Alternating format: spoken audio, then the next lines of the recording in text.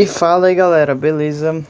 Hoje eu tô aqui pra mostrar pra vocês como pegar a magia de areia. Eu sei, o vídeo tá um pouco atrasado, eu deveria ter gravado ontem. Mas enfim, né? Pra você pegar a magia de areia, você vai ter que vir aqui no mundo de areia, né? Igual no meu último vídeo que eu mostrei pra vocês como pega lá, eu avisei pra vocês também que ia ter um vídeo. Na verdade, isso aqui é um tutorial showcase, né? É um tutorial showcase. Mas eu vou pegar ela aqui pra vocês. Você vai precisar de level 6.200 pra poder pegar ela. Os ataques dela é bem bonito. O primeiro ataque é um ataque de longe.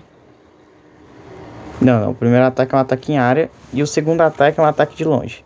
Daí. Ele pega ali, ó. Mas foi isso, galera. Obrigado por assistirem. E tchau.